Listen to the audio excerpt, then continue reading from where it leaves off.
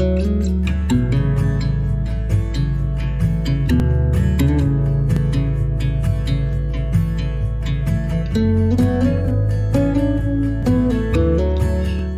I suppose I'm 70 this month, so I can go back quite a long way. And I think, in comparison, say, to my mother's and my grandparents' times, in many ways, we have come a long way for women. But I do also think in other ways, life has gotten harder, for women. There's more pressure. And even when I was a young married woman, I mean, things were quite difficult in Ireland. And like my nieces and that find it hard to believe that even when I was married, women lost their jobs, in government jobs and in the civil service the day they got married.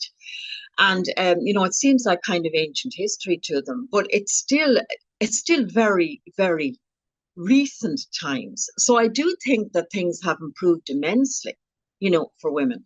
But that's not to say that we don't have a journey still to be made. I think we're in a very good place. It's certainly a chance for opportunity. I think there's been a recognition that there's been a lack of female representation across the board. I'm primarily in the sports world as well as the academic world, but there's a massive effort to ensure that there's balance there, but not just balance for the sake of balance. It's getting the right people in there who may have not had the opportunities before. So I think it's a really opportune time for anybody who has ambition, who do want to go into sort of either a leadership area or progress themselves or really follow through with their ambition. Now is the time to do that, because there's an open field right there where people can really go and chase what they're after. I was looking at this question from the perspective of a new mother. So with that in mind, I was thinking like in a really, really good position, in the sense that my experience as a new mother with like the Irish healthcare system has been so positive. Like every appointment that I've had while pregnant has been for free. If ever I needed a doctor for anything, I had access to it. When it came to my scans, it was all free. I was in the Coombe. They were brilliant. I think women have come a long, long ways towards 100 years ago. But I'm talking about you in perspective now. That when I started off meetings first, being involved, because main is male dominated, as it was in lots of other organisations as well. Women today, in particular in Ireland, I think there's been a positive trajectory in terms of change. I guess I would have come in a senior role probably 10, 12 years ago in the health and social care sector. I would have taken my first CEO position about 8, 10 years ago, and I would definitely have seen, I guess I would have been one of few women that would have been in a CEO position at the time. And I guess I would have seen very few females at a board level as well. Women have always been there, but the problem is women haven't always been acknowledged, recognised, supported.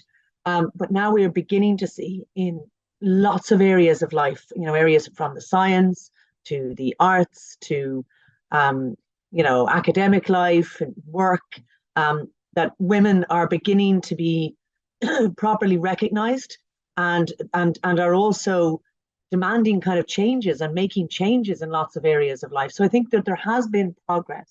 And one of the big things for that progress has been that it hasn't just been around individual women moving forward, but there's around women have started placing their experiences alongside each other and insisting on systems changing and looking to patterns that aren't acceptable. But I think there are still, things that perhaps are inadvertently holding women back, in comparison maybe to men.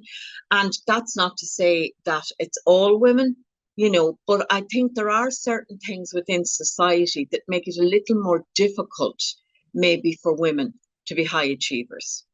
I do think, though, the next generation of women are being influenced at the moment. I mean, I have a 16-year-old daughter, Abby, who needlessly is very impressionable. But, you know, even I look at her, she's in transition year this year, and there's a huge focus on, you know, the potential that girls can have in certain sectors. There's a lot of discussion on STEM subjects, so like the science, technology, education, maths, which I guess probably would have been very much a male represented sector. So I do think it's encouraging that, you know, even at an educational level now, girls are being exposed to more opportunities and what they can achieve. When it came time for the birth, I was just so grateful for the service that was there, that I was minded and that herself was minded. So I think, like, in comparison to our grandmothers in particular, where like having a new baby and for a first time baby, I'm sure it would have been like really, really scary. And statistically, women were so much more at risk. Like any other woman, any other generation up until our own, the risks were so much higher. So for that reason, I feel like being a woman today in Ireland at this time, we are so privileged, and I'm just very, very grateful for that. The Senior Citizens Parliament, it was good as a mention, it's a good mixture as well. It is good to see that it isn't all men, that it's a mix of women and men, and we're all different age groups, which is good as well. But I do think it's important to acknowledge, even though we've had a huge amount of progress in the last maybe 20 years in particular, we are also seeing a backlash against women's rights. And we are seeing those who would really like to constrain and silence women again. And we're seeing that in lots of different parts of the world. And that's why I think solidarity between women internationally is really, really important at this time as well.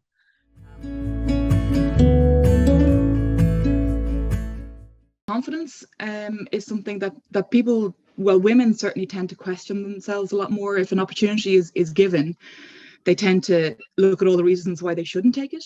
Whereas I think if it was the other way around, if a man was asking the same opportunity, they'd be like, yes, that's me, I'm doing that. But I think it's as a phrase we'd certainly say on the rugby pitch, is just back yourself. Like, this is your line, you need to take it. So it certainly is a confidence thing to any woman who's out there looking to try a new opportunity or to advance themselves in some sort of way. Encourage women to be more involved with things. I think women need to be encouraged at times. Give them a little prod. Because sometimes women go, well, I'd be no good at that. I say, yes, you have something to give. That's what I always say. That you have something to give. The reality of women's lives and the contribution many of them have made to the state, you know, is through care, and that is not reflected in the pension system. And that's why I'm really determined that we don't end up making the same mistakes on new pension policies. I think it's really important, whether you're male or female, that you stay true to your authentic self. And I think the female Prime Minister for New Zealand, Jacinda Ardern, I think she made that point that you don't have to be forceful or you don't have to be over assertive in terms to achieve in a senior position. And I think sometimes to say, what would you do for women? And split it specifically as a woman's issue. Because the things I feel that sometimes hold women back are lack of affordable childcare and flexible childcare, you know, within their own communities. But that is not just a woman's issue. You know, it's a human issue. One thing that I think would make a really big difference for women and for society is if we gender-proof our policies properly. So that means when you're thinking about a policy, you think about how is this going to affect women and men? And you properly look to the very different impacts that policies can sometimes have on women. And one thing, gender-proofing budgets is something that I fought for back when I was with the National Women's Council. I'm very passionate about. But if we take, sometimes there's an idea of, you know, we'll have some gender equality policies over here, but now we're doing a very important economic policy or a very important energy policy.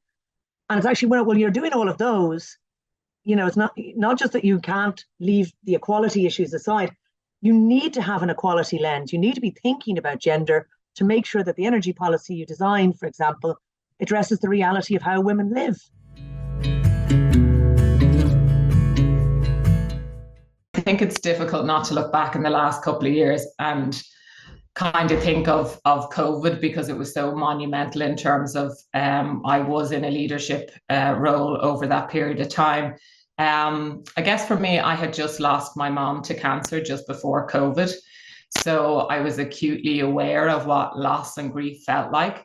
So at the time, I was working as CEO in a residential and primary care setting. So obviously, there was a huge responsibility as a CEO in the health sector during COVID to ensure that, you know, we kept people well, that we supported families, and we did our very best to get the best outcomes for people. I mean, every now and then a team clicks, and everybody's on the exact same page. And I think it's those experiences and those moments that live long with me. And then bring it right through, like right through to today with Blackrock Women. It's been a real journey for the last 5 years, and I'm just so pleased for all of them that everything came together this year, and we did become AIL champions, and we are AIL champions. And that was something that, when you see the work that everybody put in, and they're so appreciative of all the background work as well, that makes it really, really special and will live long. And just as a female leader, one thing I think is really important, you know, I lead an all-female group in the Oireachtas as well, is that leadership isn't just about, you know, getting to the top table. It's about changing what's on the agenda. And, you know, we used to talk about it like from boardroom to shop floor. So leadership isn't just around, you know, climbing up the ranks. It's around and having women in senior roles. It is around leading the transformation and changes that we need in systems. Like now I'm kind of a female leader of my little family. I think it's kind of making the decisions every day as to what to do. And like, even if it's just getting up early, like bringing her out for a walk, get her out in the fresh air, walking the dog. I think now is, yeah, just the first time that I have to think about my whole day and how it's going to affect her and the rest of the family, my partner, and yeah, even extended family. I think as leaders, it is wonderful to have the opportunity to give people the chance to be their best, you know, and even to give people a second chance, because not everybody in life is lucky enough, you know, to sort of get their educational opportunities when they're young. And I think one of the wonderful things about life today and education today is it is literally there for a lifetime. And we made that legislation be changed so that it included coercive control as an offence. And that definitely only happened because of women working together across different parties in the Seanad and putting a marker down to insist on this issue being part of the agenda. And obviously, as a leader, you know, you're aspiring for policy change and service development and innovation in the area. But at the end of the day, for me, it is those personal messages that make me think, okay, I think we did well today. It's not really one particular experience or one particular moment, because it's everything from being a 12-year-old, being able to lead out your school team to actually working with the Irish women's senior rugby team as well, you know. So it's all of those things, and I've been incredibly lucky to be involved. I think timing and just the stars aligned for me to initially, I questioned myself going into various roles, but eventually backed myself and really did gain a lot of experience and a lot of reward. Yeah, it's something that I'll carry with me now. I can remember the day they qualified, one woman coming over to me with the cert in her hand and saying to me, Imelda, this is the first time I have ever had a piece of paper that proves I know anything. When I was with SIPTO, I was elected vice president, we call it, of our branch. I was the first woman to hold that post in 75 years. So that was a great honour, and to be elected by a man, nominated by a man, seconded by a man, and elected by mostly men. that was a big achievement for me. Women are everywhere. Women need to be everywhere. We're half the world's population, and but we definitely need to make sure we hold that ground and expand it.